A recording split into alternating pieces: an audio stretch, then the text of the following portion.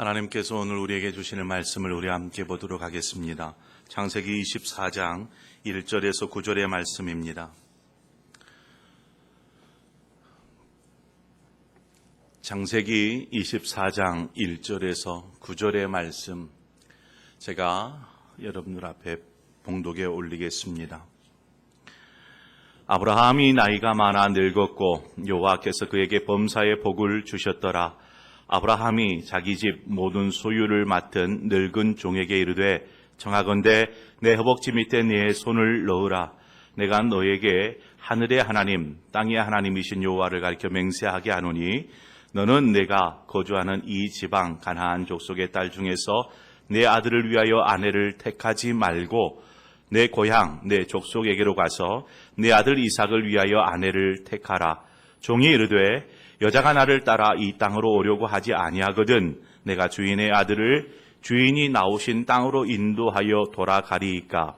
아브라함이 그에게 이르되, 내 아들을 그리로 데리고 돌아가지 아니하도록 하라.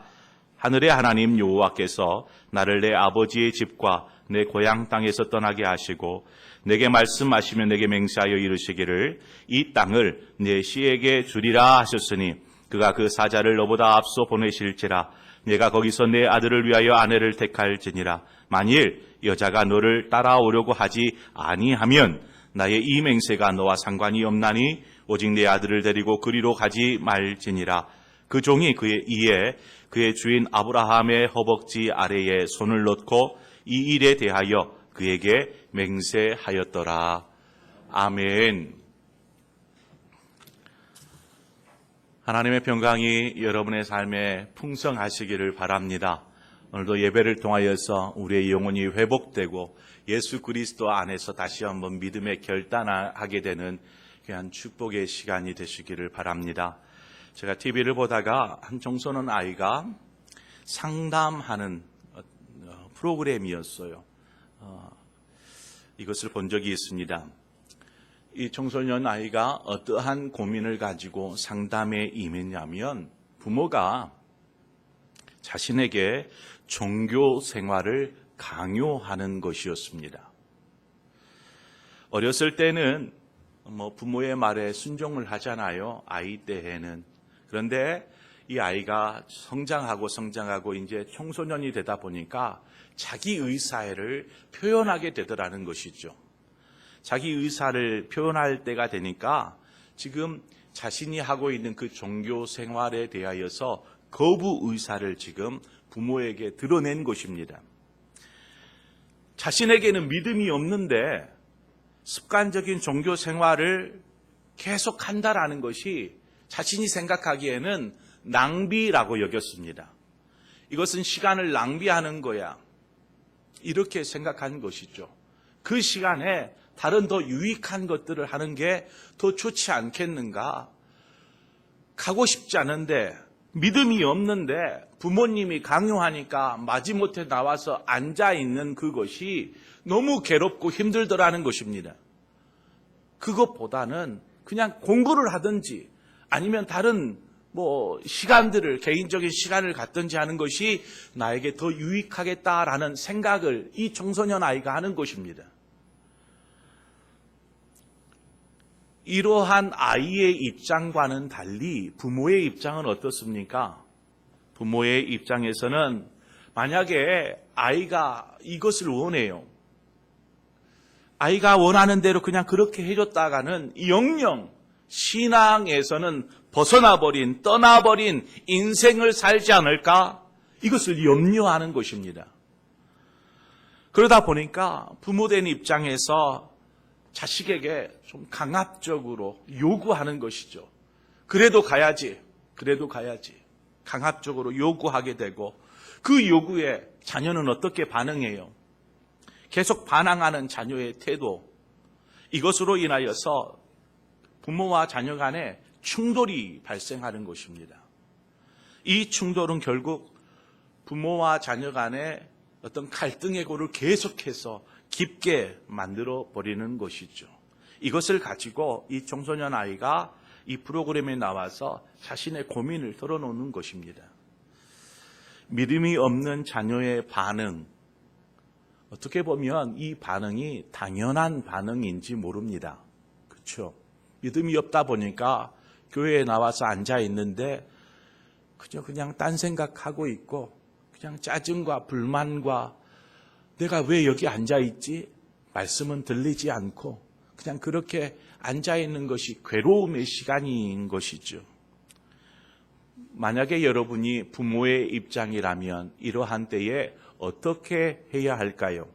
어떻게 하시겠습니까? 그래도 한 번이라도 듣다 보면 또 그의 마음에 변화가 일지는 않을까? 이러한 마음으로 계속 교회에 나와서 예배의 자리에 앉도록 강요하시겠습니까? 여러분, 믿음의 삶은 강요가 아닙니다. 강제가 아닙니다. 강요와 강제를 가지고 믿음 생활을 하도록 할 수는 없습니다. 그것으로 믿음이 자라는 것도 아닙니다. 믿음이 자라는 것은요, 보여주는 것입니다. 보여주어야 합니다. 이것이 믿음 생활이야. 이것이 믿는 사람의 모습이야 라는 것을 보여주어야 한다는 것입니다. 제가 이것을 시청하면서 큰 공감이 되었어요. 목사이기에 저희 아이들에게 너희들은 목사의 자식이니까 자녀다운 행동을 해야 해 라고 강요하고 제 생각과는 다른 그러한 행동들을 보이면 혼내키는 것이죠.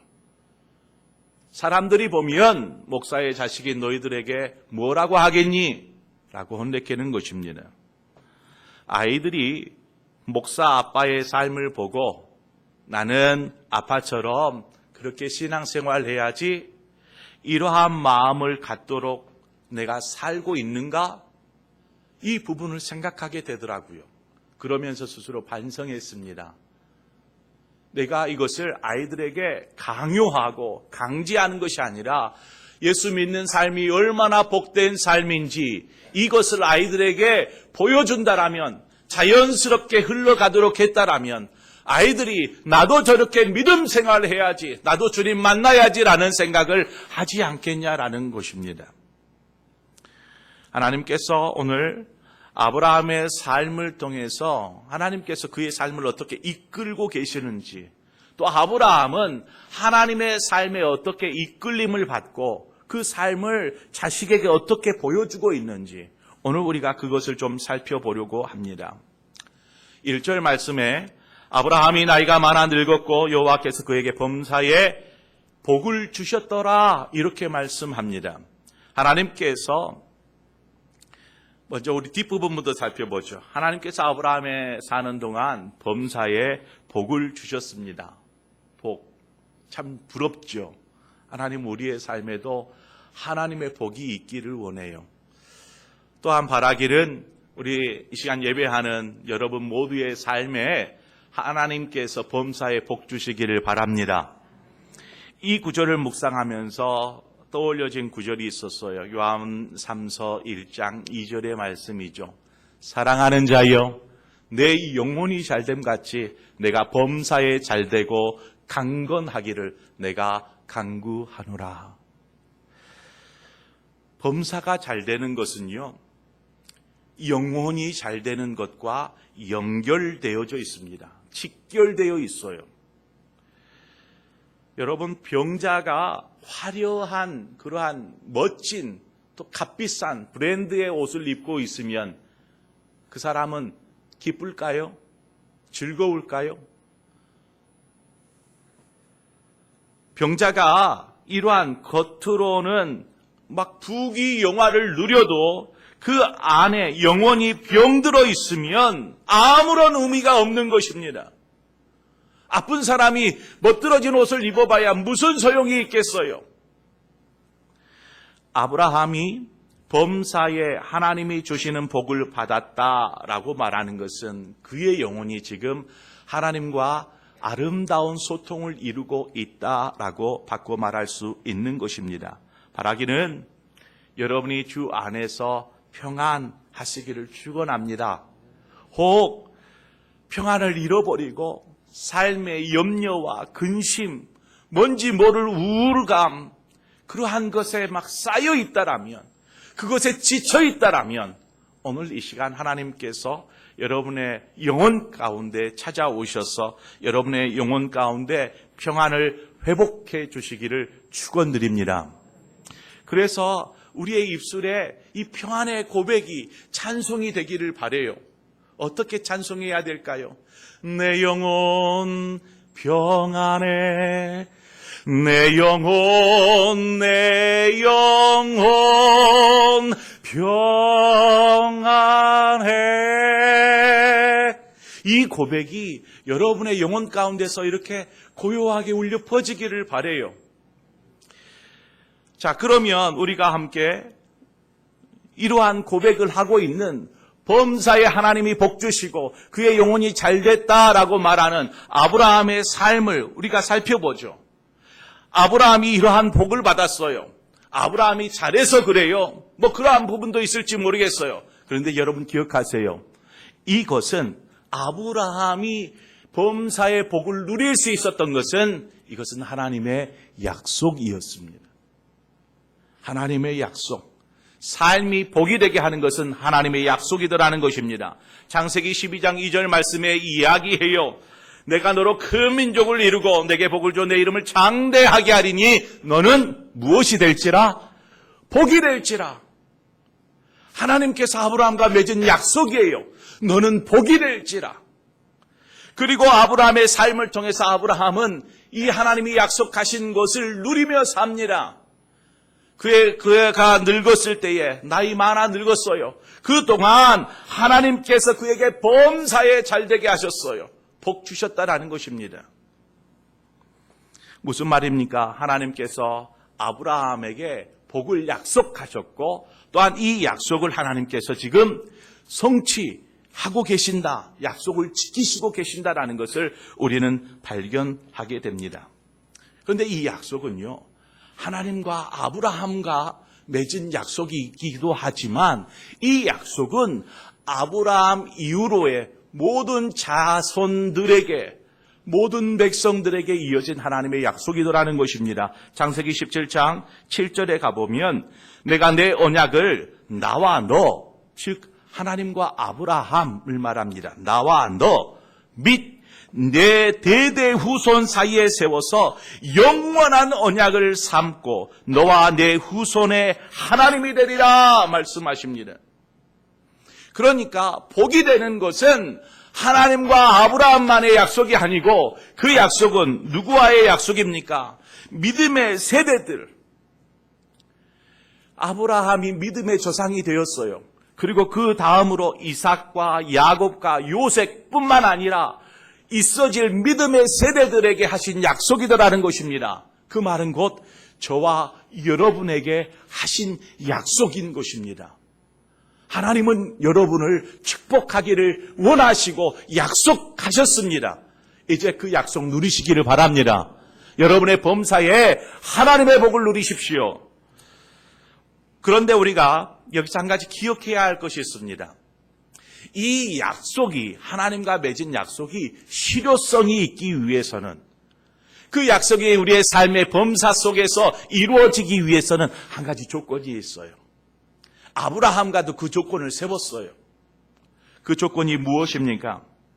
여러분 기억하십시오. 그것은 하나님을 믿는 믿음, 하나님을 신뢰하는 마음, 바로 이것이 조건입니다. 우리의 삶에 하나님을 믿는 믿음이 있다라면, 하나님을 신뢰하는 마음이 있다라면 여러분의 삶, 여러분의 범사는 하나님께서 복으로 인도하여 주실 것입니다. 지금 아브라함이 범사의 복을 누렸다라는 것은 바로 이것을 말해요. 하나님께서 그의 삶 가운데 약속을 지금 이루어 가시는 것이죠. 또한 아브라함은 하나님의 그 약속을 믿고 의지하면서 하나님을 신뢰하며 나아가고 있더라는 것입니다. 언제까지? 나이가 많아 늙도록 그의 삶은 하나님의 약속을 붙잡는 삶이었다라는 것입니다. 자, 우리가 이것을 전제로 해야 돼요. 우리의 삶에서도 하나님이 이미 우리를 축복의 사람으로 부르셨다라는 것을 전제로 우리는 살아야 하고 내일을 준비해 가야 합니다. 아브라함이 그것을 전제로 시작합니다. 복이 되라. 너는 복이 될지라. 이 하나님의 약속을 아브라함은 삶 속에서 어떻게 살아가면서 누리고 있는지 한번 보죠. 아브라함의 나이가 많았습니다. 늙었다라고 표현하고 있는데 이때의 나이, 이삭이 40세에 아내 리브가를 맞아들이거든요. 한마디로 40세에 결혼을 해요. 그러니까 지금 40세가 된 것입니다. 40세. 자, 아브라함이 이삭을 100세에 낳으니까 지금 아브라함의 나이는 140세가 되어 있어요. 아브라함이 140세가 되어 있는데 지금 성경이 아브라함을 이야기할 때 그가 나이 많아 늙었다라는 표현을 써요. 나이 많아 늙었다. 이 표현을 계속해서 사용하고 있는 것은요, 이제 아브라함의 세대가 지나고 새로운 세대가 시작될 것을 계속해서 암시 이야기하고 있는 것입니다. 아브라함의 세대가 끝나면 누구의 세대가 시작될까요? 이제 그 다음 이삭의 시대가 시작되는 것이 아니겠습니까?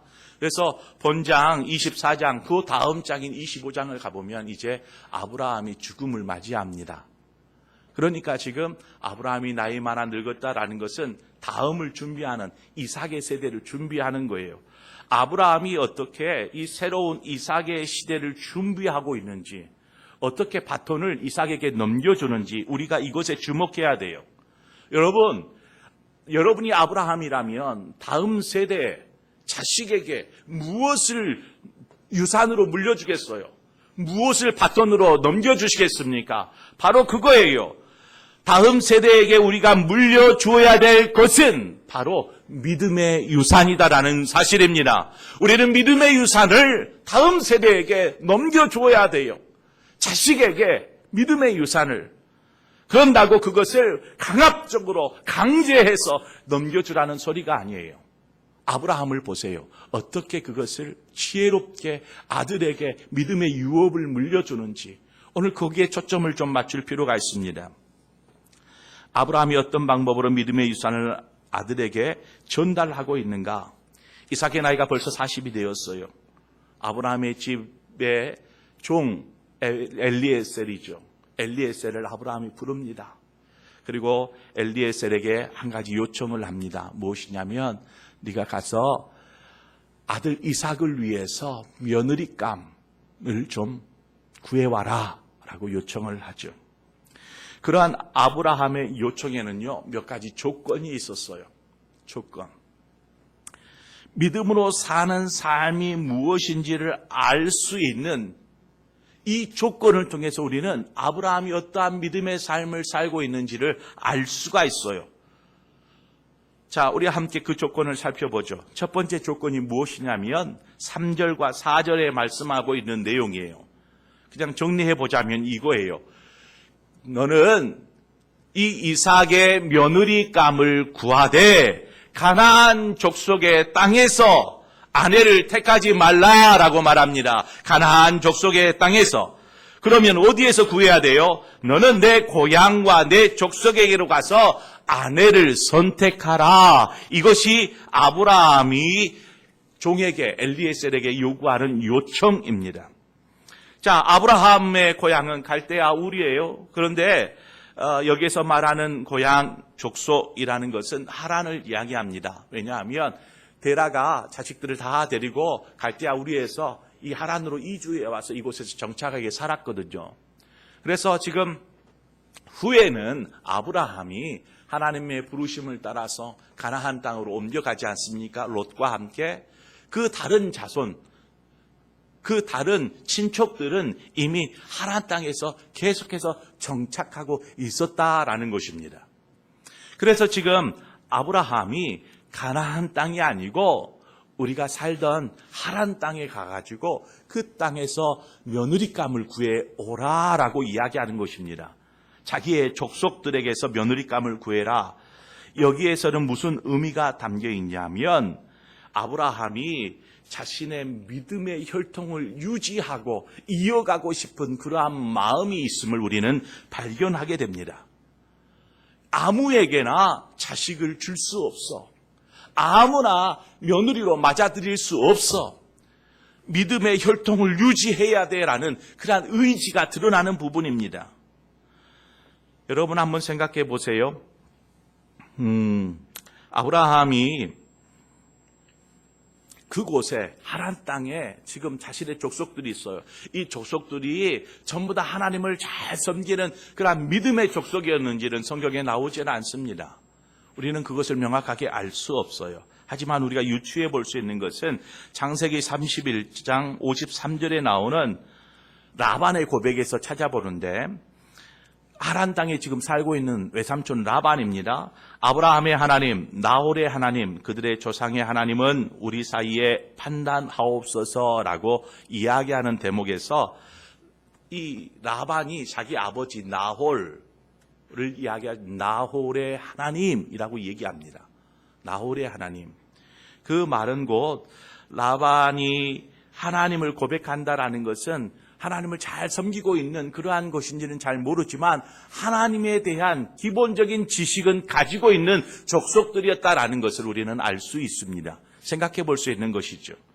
그러므로 이렇게 아브라함이 굳이 자기 종을 그 하란 땅으로 보내서 아내 될 만한 며느리감을 구해오게 하는 것은 바로 이 믿음의 족속으로서의 어떤 혈통을 잇고 싶은 의지가 있다라는 것을 우리는 분명하게 보게 됩니다.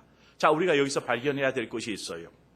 아브라함은 여기서 하나님이 기뻐하실 것과 하나님이 기뻐하지 않을 것을 분명하게 구분하고 있더라는 것입니다.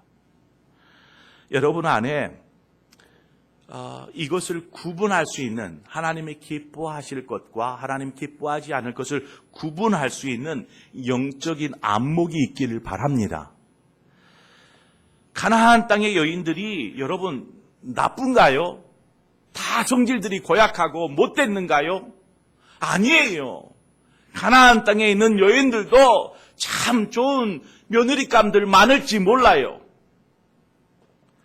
하지만 아브라함이 중요하게 여긴 것은 무엇이에요? 하나님이 기뻐하실 것을 구분하고 있다라는 것입니다. 하나님이 기뻐하실 것, 내가 가나안 땅에 있는 좋은 며느리감을 구하는 것을 하나님이 기뻐하실까? 이것을 생각하니까 아니더라는 거예요. 믿음의 혈통을 잇기 위해서 믿음의 사람, 하나님을 아는 사람을 구해야지라는, 그것을 하나님이 기뻐하시지라는 생각을 하는 것입니다. 그래서 하나님이 기뻐할 것을 구분해요. 그리고 나서 그것을 선택하고 결정합니다. 이것에 있어서는 전혀 주저함이 없이 단호하게 결정하는 것을 보게 됩니다. 우리의 신앙생활 속에서 선택과 결정의 순간이 찾아오면 여러분 기억하십시오. 맨 먼저 기억할 것은 하나님이 이 선택을 기뻐하실까 생각해 보셔야 합니다. 하나님이 이렇게 하는 것을 즐거워하실까? 질문을 해보는 것입니다. 그래서 만약 아니라 하나님이 기뻐하실 것 같지 않아 라는 생각이 든다면 아예 처음부터 생각도 하지 마십시오. 시도조차 하지 마십시오. 하나님이 기뻐할 것을 구하고 찾아가는 것입니다. 바로 이것이 아브라함이 범사의 복을 누리는 하나님의 언약을 이루는 삶을 살 수 있었던 신앙의 삶의 모습이었습니다. 여러분이 그래요. 다 범사가 잘 되기를 다 원하잖아요. 복받기 원하시죠. 저도 그래요. 그러려면 해야 될 것이 바로 이거예요. 하나님이 기뻐할 것을 구분하고 그것을 선택하고 결정해 살아가는 것입니다. 아브라함이 믿음의 조상으로서 범사에 하나님이 주시는 복을 누릴 수 있었던 바로 그 이유가 되는 것이죠. 아브라함이 엘리에셀에게 요청한 두 번째의 조건이 있어요. 두 번째 조건. 이 조건은 6절에 말씀하듯이 아내를 데려오기 위해서 이삭을 하란으로 데려가지 말라라는 것이 두 번째 조건이었습니다. 이 조건이 왜 생겼는가? 종 엘리에셀이 생각하기에 주인의 말을 따라서 그래요, 제가 다녀올게요 하고 갔어요. 하란 땅에 갔는데 하란 땅에서 참한 여인을 만나서 발견을 했어요. 며느리감으로. 그런데 이 여인을 데리고 지금 이삭이 있는 아브라함이 살고 있는 곳으로 데리고 와야 되지 않겠습니까? 근데 이게 문제예요. 왜 문제인가? 지금 남편 얼굴도 모르겠어요. 우리 어르신들 중에는, 우리 권사님들이나 어르신들 중에는 남편 얼굴도 보지 못하고 시집 오신 분도 계신지 모르겠어요. 남편이 누군지도 모르지, 남편 될 사람이 누군지도 모르지, 그저 그냥 종의 말만을 듣고 먼 거리예요. 가나안과 하란까지는. 그 먼 거리를 여행해서 이동해야 하고 무엇보다도 낯선 땅인 가나안 땅에서 평생을 살아야 한다고 할 때에 어떤 여인이 흔쾌히 예, 제가 따라갈게요. 종에게 그렇게 이야기할 만한 여인이 몇이나 될까? 엘리에셀이 생각할 때에 아무리 좋은 여인도 가자 그러면 안 오겠다. 저 못 가겠어요. 라고 하면 어떻게 해요? 그것이 의구심이 들었어요. 그래서 주인에게 묻습니다. 아브라함에게. 그러면 우리 이삭을 좀 데리고 가서 보여주면 좋지 않겠는가? 라고 이야기하는 것이죠. 그러할 때에 아브라함이 단호하게 얘기하는 것이 6절의 말씀입니다. 내 아들을 그리로 데리고 돌아가지 아니하도록 하라. 그리로 아들을 데리고 가지 말라 하는 것입니다. 그 이유를 7절 말씀에서 설명을 하고 있어요. 왜 아들을 그 하란 땅으로 데려가지 말아야 하는지 그 이유가 7절에 나옵니다. 우리 다 함께 7절 말씀을 함께 읽어보도록 하겠습니다. 우리 다 한 목소리 읽겠습니다. 시작. 하늘의 하나님 여호와께서 나를 내 아버지의 집과 내 고향 땅에서 떠나게 하시고 내게 말씀하시며 내게 맹세하여 이르시기를 이 땅을 내 씨에게 주리라 하셨으니 그가 그 사자를 너보다 앞서 보내실지라 내가 거기서 내 아들을 위하여 아내를 택할지니라. 아멘. 하나님께서 아브라함을 인도하셨어요. 어디에 있을 때? 하란 땅에 있을 때. 아브라함아, 내가 내게 지시할 땅으로 가라. 그 약속의 땅. 내가 가면 내 약속을 이루어줄게 말씀하셨죠. 그래서 하란 땅을 떠나서 하나님께서 약속하신 가나안 땅에 와서 살았어요. 지금까지 살았어요. 75세 때부터 지금 140세가 되도록 하나님이 약속하신 그 땅에 머물면서 살아가고 있었습니다. 그랬더니 하나님의 약속을 따라서 하나님께서 복 주시고 범사에 잘 되도록 인도해 주셨어요. 자, 그런데 아들의 결혼 문제가 지금 생겼어요. 중대한 인생의 문제입니다. 이제 자신은 늙고 아들은 40세가 되었어요. 더 늦춰서는 안 될 것 같아요. 빨리 뭔가 맺어줘야 될 것 같아요. 그래서 며느리를 구하는데 참한 며느리가 생겼는데 올 생각을 안 해요. 그러면 아들이라도 보내서 그 며느리를 맞아들여야 될까? 생각할 수 있는 것이지 않겠습니까? 그런데요, 아브라함은 그 땅을 떠나왔어요. 왜냐하면 그 땅은 약속의 땅이 아니기 때문에. 아브라함이 그 땅을 떠나왔는데 자식이 결혼을 위해서, 아내를 얻기 위해서 하나님이 약속하신 땅을 떠나서 그 땅으로 되돌아간다라면 이것은 무엇을 의미하는 걸까요? 하나님의 그 약속, 하나님의 그 약속을 역행하는 거예요. 그 땅을 떠나서 약속을 붙잡고 이곳에 왔는데 자식을 다시 그곳으로 보낸다? 이게 말이 될 소리입니까? 그럴 수 없는 것이죠. 아브라함은 자신이 하나님과의 맺은 언약의 파괴자가 되고 싶지 않았어요. 또한 자식이 그러한 믿음 없는 자식 되기를 원하지 않았어요. 아브라함은 하나님과의 맺은 약속이 얼마나 소중한지를 잘 깨닫고 알고 있었다라는 것입니다. 하나님과의 약속이 얼마나 소중한지, 하나님의 말씀의 소중함을 아는 것입니다. 여러분, 하나님과의 약속, 이것이 얼마나 귀합니까? 하나님과의 약속. 여러분, 이 약속을 끝까지 붙잡고 벗어나지 마시기를 바랍니다. 마태복음 26장 28절에 가보면 주님께서 하신 말씀이 있어요. 무엇을 말씀하냐면 이것은 죄 사함을 얻게 하려고 많은 사람을 위하여 흘리는 바 나의 피, 곧 언약의 피니라 말씀하십니다. 언약의 피, 약속의 피라는 거예요. 무슨 피입니까? 이것은 예수 그리스도께서 십자가에 달려서 흘리신 피, 바로 보혈을 이야기합니다. 자, 주님께서 잔을 들어서 제자들에게 나눠주셨어요. 그리고 이 잔을 마시라. 이것은 곧 나의 피를 의미한다. 이것은 언약의 피다.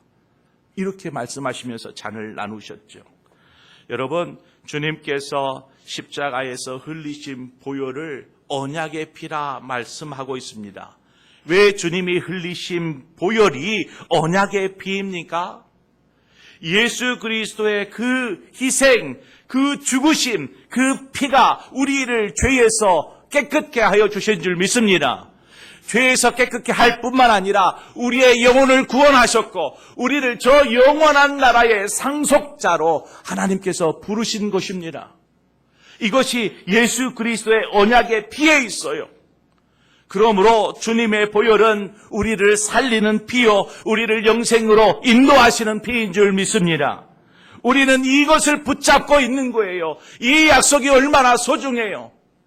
이 약속이, 우리를 구원하신 그 약속이 얼마나 소중합니까? 주 예수를 믿으라. 그리하면 너와 내 집이 구원을 얻으리라. 이 약속이 얼마나 소중해요. 우리는 구원은 하나님의 백성으로 살아야 합니다. 하나님의 나라의 상속자가 되기를 바랍니다. 이것이 우리와 하나님과의 맺은 약속, 언약이에요. 우리가 이러한 약속을 붙잡고 살아갈 때에 하나님께서 이후로는 하나님의 몫이에요. 하나님이 하실 몫이에요. 하나님께서 봉사에 복 주시고 인도하실 것은 하나님의 몫이에요. 우리는 그저 이 약속의 말씀을 붙잡고 믿음으로 그냥 나아가는 것입니다. 아브라함이 급기야 이렇게 말합니다. 만약 좋은 참한 며느리감이 있어요. 그냥 놓치면 아까울 것 같아요.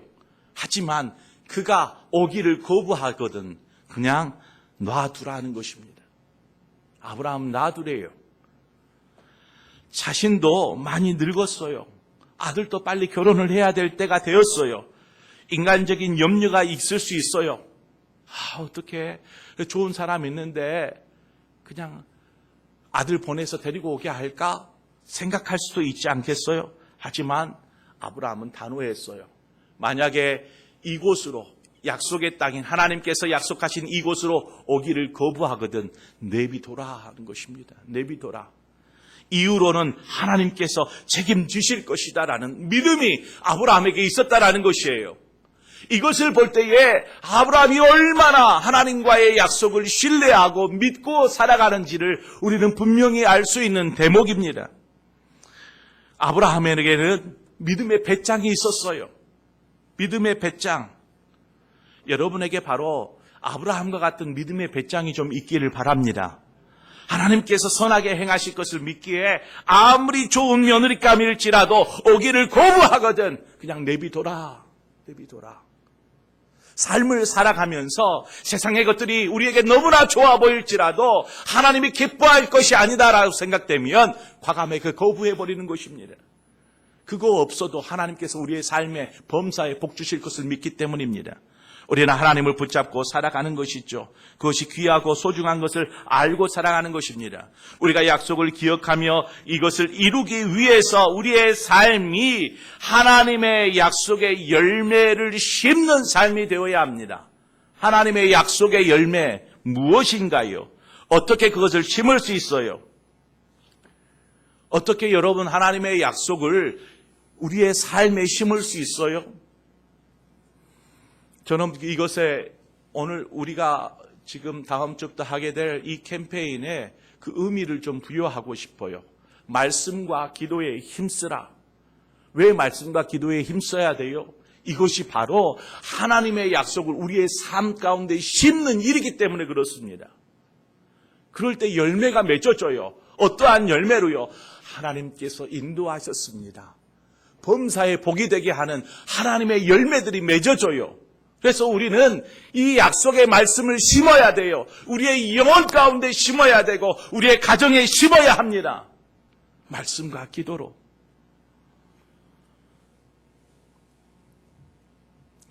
그렇게 할 때에 우리의 신앙이 회복될 뿐만 아니라 우리의 삶 가운데서 하나님이 역사하시고 인도하시는 그 전능하신 하나님의 손길을 여러분들은 보게 될 것이고 경험하게 될 줄 믿습니다. 아브라함처럼 삶의 어떠한 상황이 올지라도 하나님의 약속만큼은 결코 변하지 않기에 그 소중함을 알기에 그 약속만을 붙잡고 나는 믿음으로 살 거야. 때로는 결정하고 거부하기로 결정하고 하나님을 선택하며 나아가는 그의 삶의 그 모습을 통해서 아브라함이 뭘 하고 있어요? 다음 세대, 오게 될 다음 세대, 이삭의 시대를 준비하는 것이죠. 아들아, 믿음으로 사는 것은 바로 이것이란다. 보여주는 것입니다. 여러분의 주변에 예수 믿지 않는 사람, 여러분의 속 썩히는 사람 있나요? 그럼 보여주세요. 예수 믿는 사람은 이것이란다. 강요하지 말고 여러분의 삶을 통해서 하나님의 살아계심을 주변의 이웃들에게, 가족들에게 보여주시기를 바랍니다. 그때에 하나님의 살아계심으로 귀한 어떤 약속의 열매들이 여러분의 삶 가운데서 더욱 풍성하여지는 그러한 은혜를 경험하게 될 줄 믿습니다. 그러한 하나님이 기뻐하시는 약속을 이루는 삶, 사실은 저와 여러분의 모든 삶이 되어지기를 주님의 이름으로 축원드립니다. 기도하겠습니다. 좋으신 하나님 아버지, 은혜와 사랑을 감사합니다. 오늘 우리가 아브라함처럼 약속의 소중함을 깨닫고 약속을 붙잡고 오직 믿음으로 살 때에 하나님께서 주시는 놀라운 형통의 축복을 누렸던 것처럼 하나님, 우리가 그러한 축복을 누리기를 원합니다. 단지 축복만을 바라보지 않게 하시고 아브라함이 걸었던 신앙의 여정들을 우리가 되새겨보면서 우리 역시 믿음으로 살게 하여 주옵소서. 그래서 그 믿음의 아름다운 유산들을 주변 사람들에게 나누고 자녀들에게 유산으로 물려줄 수 있는 그런 믿음의 모델이 될 수 있도록 축복하옵소서. 예수님의 이름으로 기도합니다. 아멘.